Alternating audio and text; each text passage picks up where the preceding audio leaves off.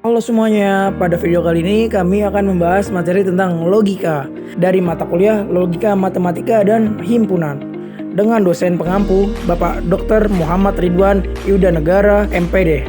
Sebelum ke materi, izinkan kami memperkenalkan diri. Saya Elsa Nabila Auliani dengan NPM 23106310500021. Muhammad Farel Aryo Rafasya dengan NPM 23106310500137.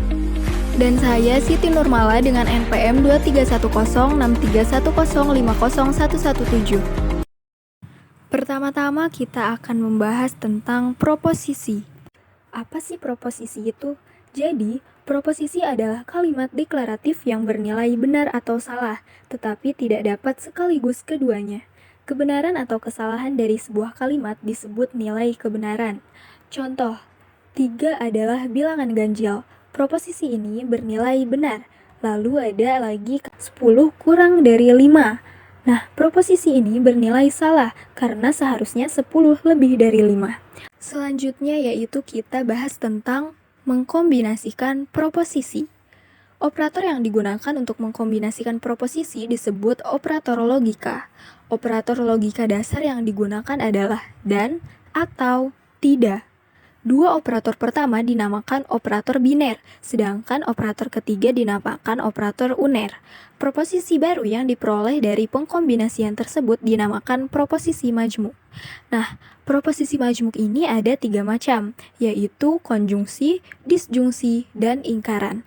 Yang pertama kita bahas konjungsi.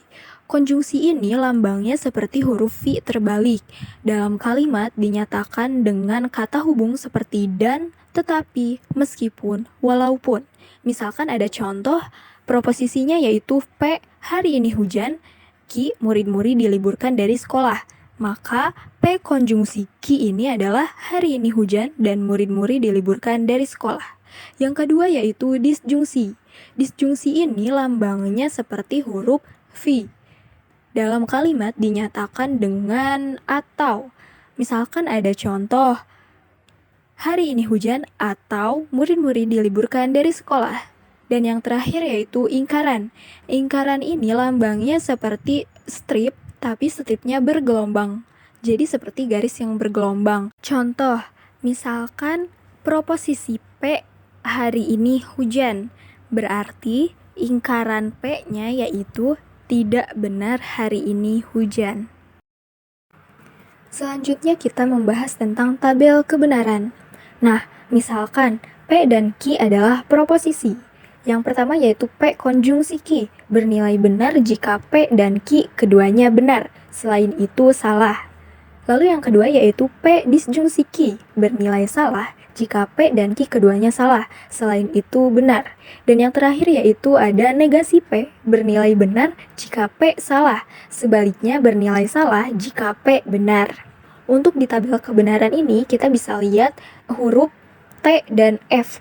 Nah, untuk T ini adalah true atau benar, dan untuk F ini adalah false atau salah. Selanjutnya ada contoh, misalkan P, Q, R adalah proposisi. Kita akan membentuk tabel kebenaran dan ekspresi logika P konjungsi Q, disjungsi negasi Q, konjungsi R. Untuk tabel kebenarannya bisa dilihat di layar ya teman-teman. Selanjutnya yaitu sebuah proposisi majmuk disebut tautologi jika ia benar untuk semua kasus. Selanjutnya yaitu ada kontradiksi.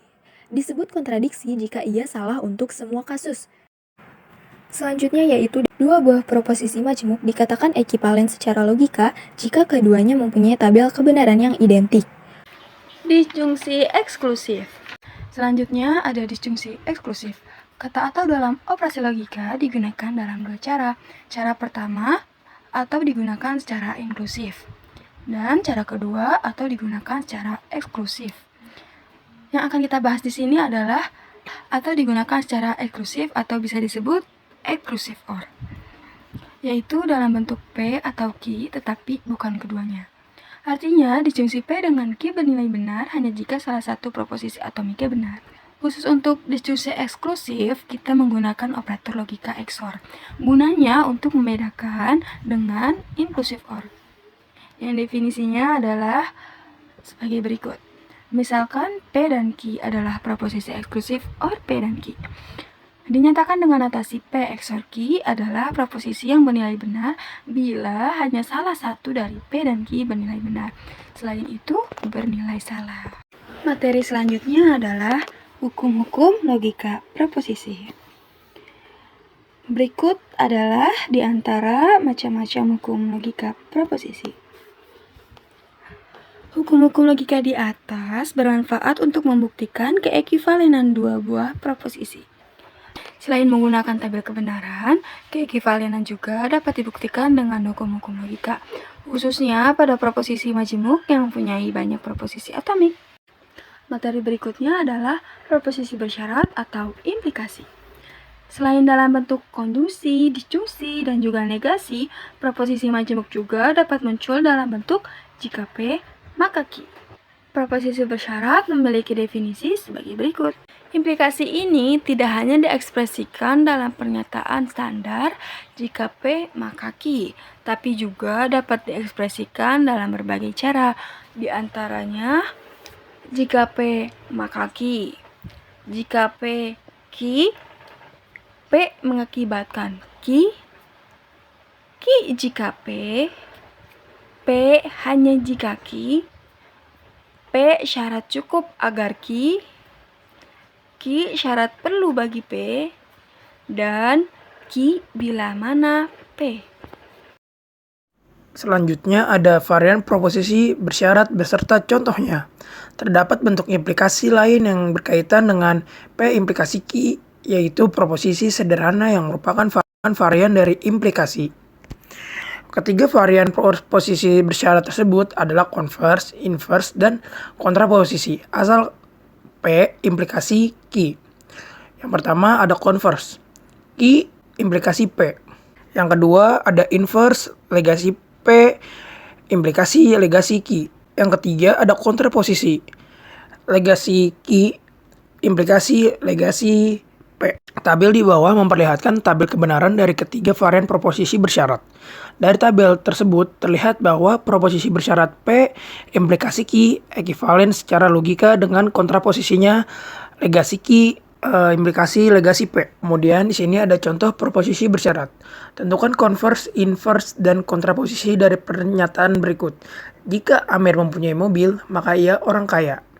Dan penyelesaiannya, yang pertama ada converse. Jika Amir orang kaya, maka ia mempunyai mobil. Yang kedua, inverse. Jika Amir tidak mempunyai mobil, maka ia bukan orang kaya. Dan yang terakhir, kontraposisi. Jika Amir bukan orang kaya, maka ia tidak mempunyai mobil. Selanjutnya ada bi-implikasi atau bisa disebut bikondisional. Misalkan P dan Q adalah proposisi majemuk P jika dan hanya jika Q. Disebut bikondisional, bi-implikasi. Dan dilambangkan dengan P implikasi Q. Pernyataan P Q adalah benar bila P dan Q mempunyai nilai kebenaran yang sama, yakni P Q benar jika P dan Q keduanya benar atau P dan Q keduanya salah. Dan di bawah ini ada tabel kebenarannya. Dan yang terakhir terdapat sejumlah cara untuk menyatakan bikondisional P Q dalam kata-kata yaitu A. P jika dan hanya jika Q. Kemudian B. P adalah syarat perlu dan cukup untuk Q. Yang C. Jika P maka Q dan sebaliknya. Yang terakhir D. P if Q. Sekian video penjelasan dari kami. Mohon maaf apabila ada kesalahan dalam penyampaian materi.